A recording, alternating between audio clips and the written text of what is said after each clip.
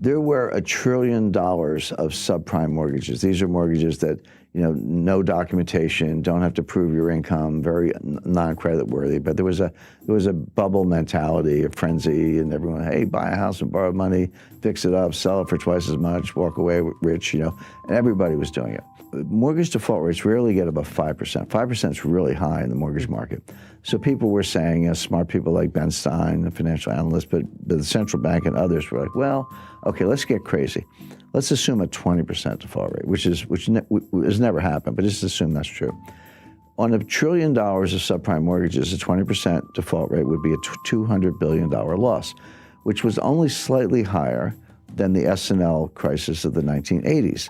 Adjusted for inflation, it would have been a comparable loss. And the attitude was, well, we survived the 80s, we'll survive this. Yeah, it's bad, banks will take losses, stock prices go down a little bit, but we'll survive. What they missed is, yes, there was $1 trillion of subprime mortgages, but there were $6 trillion of derivatives. Yeah. That was invisible. So all of a sudden, 20% of that was $1.2 trillion. So you create derivatives out of thin air, yeah.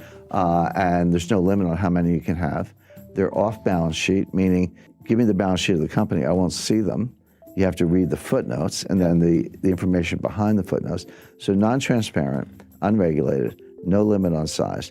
So the crisis was actually much worse than anyone realized. And then when it started to collapse, the contagion spread throughout the financial system. My point about 2008, it was because we did not learn the lessons of 1998, and we flew right into 2008. But once again, we have not learned the lessons of 2008, and we're going to fly right into the next storm.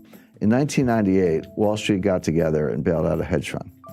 In 2008, the central banks got together and bailed out Wall Street.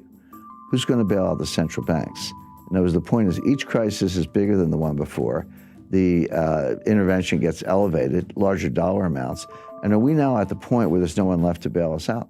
And one of the questions I'm asked most frequently is, okay, Jim, I kind of follow your analysis on how risk works and how complexity theory and capital markets, how that works.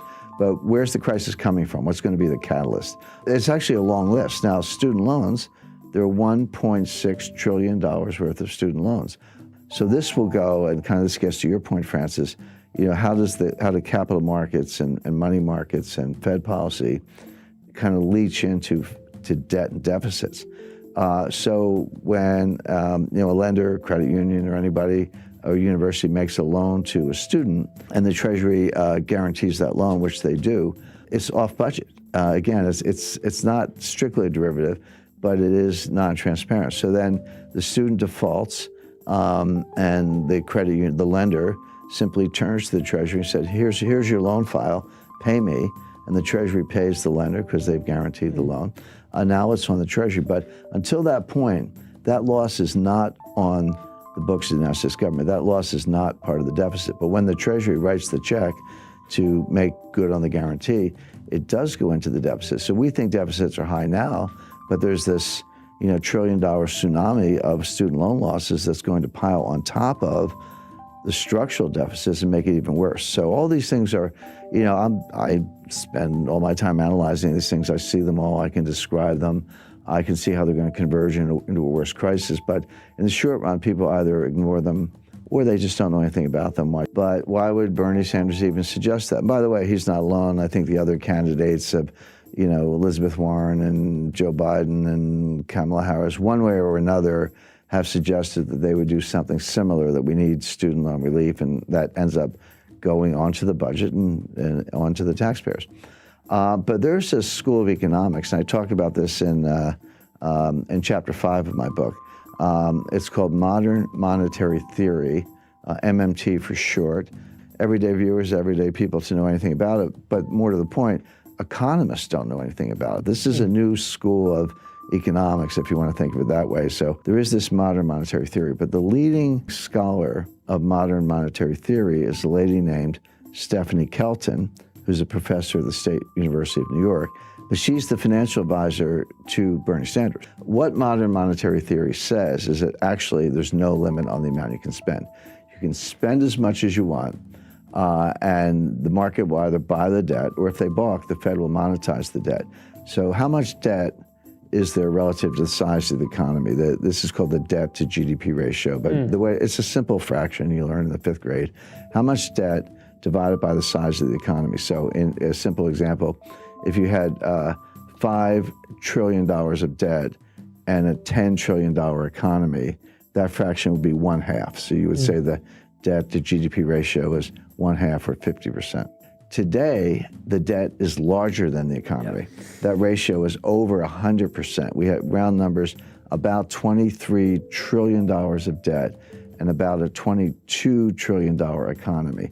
So the ratio is about 105%, highest since World War II. That troubles me, it troubles other economists.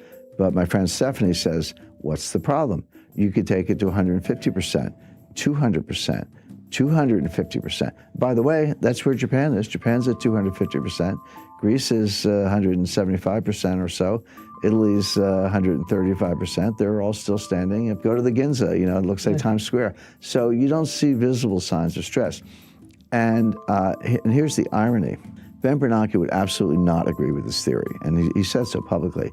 But Professor Kelton says to Bernanke, you proved our point. You were the one who took the Fed's balance sheet and quadrupled it from 800 billion to 4.5 trillion or so. You proved that you can print trillions of dollars of money without causing inflation, without causing high interest rates, without causing a run on the bank. So all we're saying is, you did it to prop up Jamie Dimon's bonus. We wanted to do it to forgive student loans. We may have different policy objectives, but the process is the same. What's the problem? Now, of all the things I've debated, for years I was dragged into Bitcoin versus gold debates, which I thought were silly. I mean, I don't like Bitcoin, I do like gold, but it's like fish versus bicycles. I mean, the debate never made sense to me, even though I did a lot of them. Of all the things I've had to rebut, this was actually the most difficult because it's superficially appealing. First of all, legally, it is true that the Fed can take their balance sheet as high as they want. There's no legal limit on the Fed's ability to print money. It is true that Japan has a much higher debt to GDP ratio, and they're still standing. It is true that the Treasury can borrow as much as they want, subject to periodic increases in the debt ceiling, which have never been denied. And the Fed can monetize the debt. So all the elements of the thesis are actually correct. So how do you refute it? And the answer is that legally it can be done. And if your goal is to print a lot of money and forgive student loans or give a guaranteed job or guaranteed basic income, whatever it is, in theory you could do that. But there is an invisible psychological boundary, and this is what the modern monetary theorists don't understand, and I don't think Ben Bernanke understands it. There comes a time when people wake up and they say, I don't know what's going on here, I don't have a PhD, but get me out of the dollar. It doesn't, and so I'll buy gold, I'll buy silver, land, oil, natural resources, I'll buy a new car, buy a house. Get me out of the dollar into something tangible, because I no longer trust the monetary authorities. I no longer trust the Congress. I can't believe that you're going to spend this much money without ceiling, without limit, without causing inflation. My inflationary expectations will go up. And the way to deal with that is to buy hard assets, starting with gold, but not exclusively gold. There are, as I say, land, real estate, natural resources. They're all good substitutes. At that point, interest rates will skyrocket. All of a sudden, the bond market will have difficulty selling it.